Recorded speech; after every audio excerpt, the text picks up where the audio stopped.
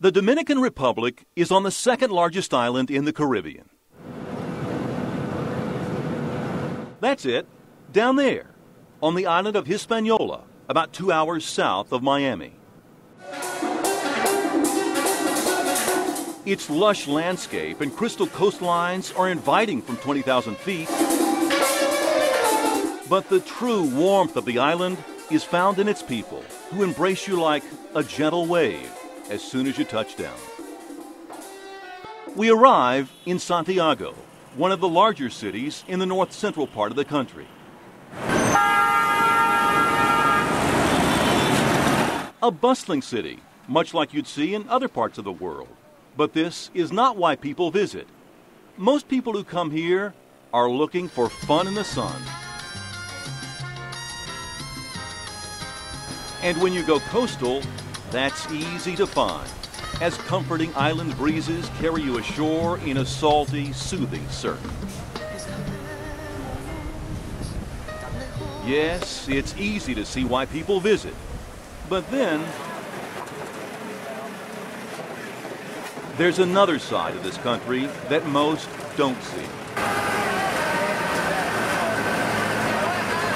2 hours from the big city of Santiago, when you venture off the beaten path, you soon realize that all the streets of this country are not paved with promises of a vacation paradise. This is the road less traveled, the road to Bobita, paved with potholes, poverty, and no promise for tomorrow. Unfortunately, for many of the country's 10 million people, this is reality. This is home. But luckily, for many who walk this rugged path, this is also home to Manna Global International, an organization of people who've come to the Dominican Republic to serve. We do humanitarian work. But what we've really been trying to focus on now is to make sure that the humanitarian work that we do has a purpose. Not just go and build houses for people, but that there's a deliberate intention. The DNA of what we're doing is to introduce people to Christ, to carry the good news. Brian Wallace started Manna's mission work here in 1996, poured concrete and dug wells, built a children's home and a school. But one day, he realized he wasn't sent here to build walls, and that's when he started building biblical bridges. If we don't tell them about Christ, we're basically doing what the Kiwanis do, or some other club could do, you know. God has sent us out to take the good news, and we're really trying to get that focus. So the seed was planted in this tiny village of Bobita 15 years ago. And ever since, groups from the United States have been coming back to water. It's spring break, and this group is from the Levy Church of Christ in North Little Rock, Arkansas. 2 years ago, I did start coming on my own, and I thought that was great. And then when I had kids of my own, I decided, I thought the number one thing I could do to transform them and to help them fall more in love with Jesus was to bring them to a place like this where they could serve other people who were maybe had fewer things than they had, but people that they could fall in love with. And sure enough, it's turned out to be true. True on all counts. Come on, Tommy! And as the local kids arrive at the Manna Mission, you witness that transformation for both Dominican and American. I think the biggest thing that I can take home with me is the appreciation that they have, and if I can just realize in my daily life how awesome their experiences are, even though they're so different than mine, then I think I can bring a little bit of that back to my friends at home and my family to realize how thankful we should be for everything that we have. It's an experience that you'll never forget, and I think that the lessons that you take out of the missions that you do are things that you'll take with you throughout all your life, and it's just such an incredible experience. You're making some great memories. Yes, you do. You make incredible memories. After a long and tiring day of teaching, healing, and feeding the people, Jesus wanted to spend some time alone with God in prayer. Después de un día largo y agotador. Spanish or English, these memories are bonded not by familiar words, but by a willingness to give and a desire to learn. Jesus wanted to catch up to his friends. The Arkansas group prepared a skit about Jesus and his disciples.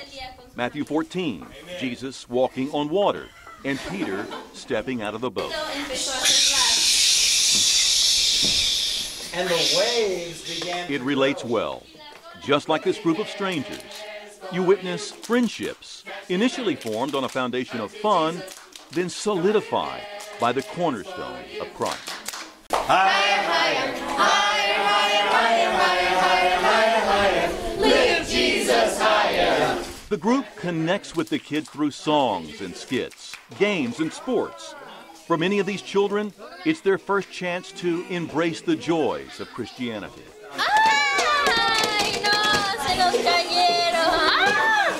Many parts of this country are impoverished. Some parents have abandoned their children. Many kids fall through the cracks, only to be found on the streets that too often are paved with bad intentions and broken promises. Unto Jesus, 'cause he cares for you. That stunning reality has compelled young people like Chad Minot to leave the comfort of the States. He's been living and working as a missionary with Manna for more than a year. They're playing games with them, but yet they are also changing the inside of these kids' hearts and these kids' lives, because they're giving us the opportunity to go really deep with them, because these groups are helping facilitate, open up these kids' hearts to us. Like a rising tide, Manna and its small band of young missionaries are hoping to lift these children to a higher calling and eventually change the country from the inside out. But change is not just about cheerful children, as the group soon discovered when the Manna mission boarded the bus for a hospital in Santiago. It didn't take long to understand the need and comprehend the mission. Third world medical care provides a sobering reality. Groups like this from the United States will probably never stop the pain or heal a single body.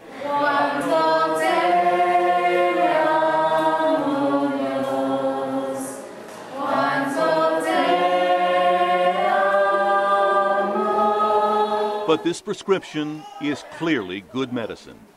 Holding a hand, touching a heart, salvaging a soul.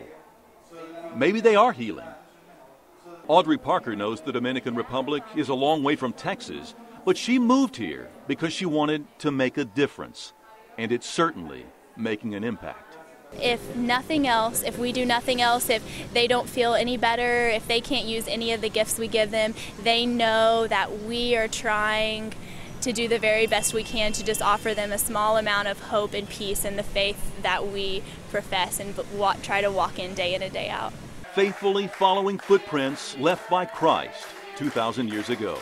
Indelible marks of kindness and compassion. Giving and getting. And the visit leaves a lasting impression on a young missionary who's made a commitment to move here from Fort Worth. I don't know what exactly I have to give words-wise. I don't know how to give of my actions to them.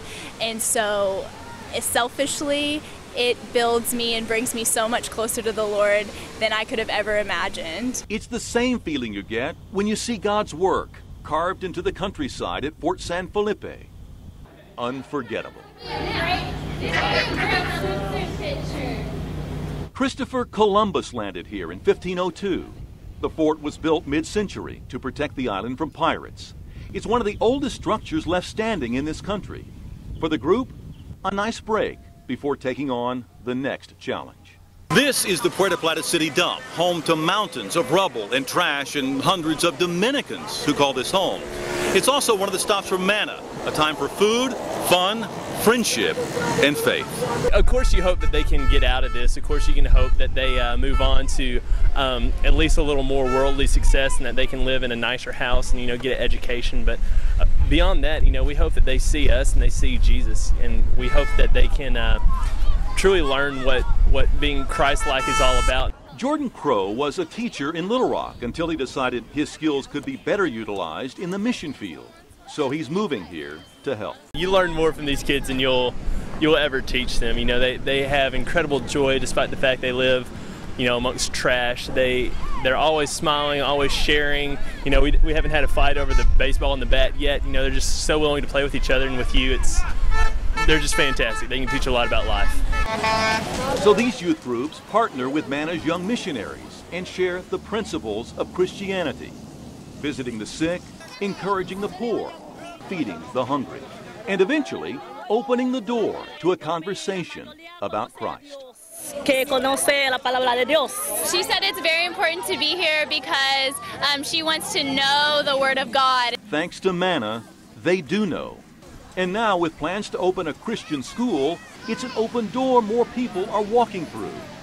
Norm Currington is director of Mana's program in the Dominican Republic. What we're trying to do is develop a program of schooling and discipling together so that they not only are learning and getting equipped academically and professionally and from the perspective of an occupation, but also spiritually becoming equipped. And that's why we've drafted these great teachers from the United States to become these disciplers. I decided to come here after several trips with spring break groups. I just fell in love with the kids, and when I learned about the school, that's what I wanted to do, was teach, and it just seemed like a great opportunity to connect more with those kids and be a part of something really great. Jill Rhodes is one of 6 young missionaries recently out of college who joined Mana, like Jordan and Audrey or Chad Minot, who spent more than a year here. Evan Aldridge and his wife Rachel heard the calling too, and their first child will be born here. God tells us that we're only supposed to plant the seed and that He's going to bring us the harvest. And it's incredible when you look at our children's home that we have, when you look at these kids that are here. We know it's nothing that we've done, but God has worked through us in many, many ways. Young disciples who, like potters with clay, are hoping to shape and mold young lives.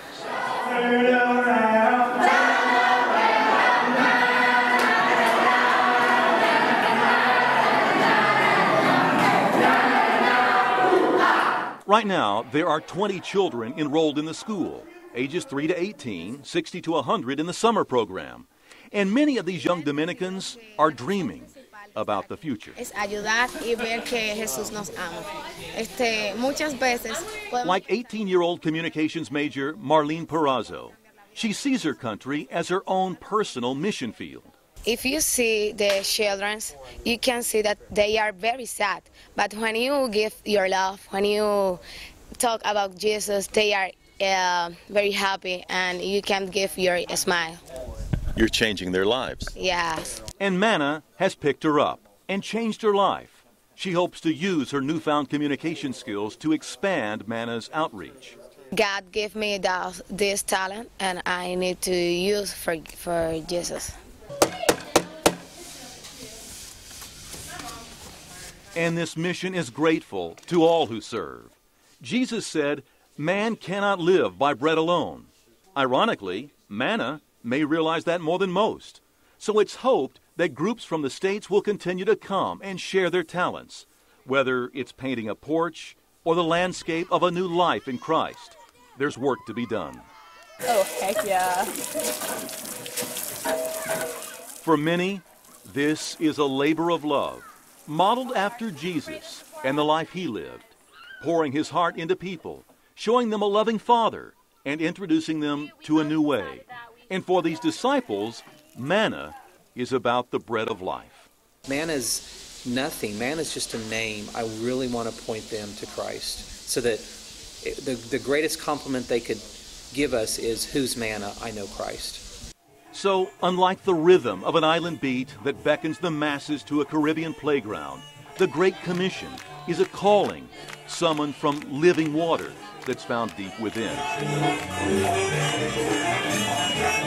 That's why Mana has a vision for a different kind of paradise, one that reaches beyond the sugary beaches or even the rocky roads to Bobita.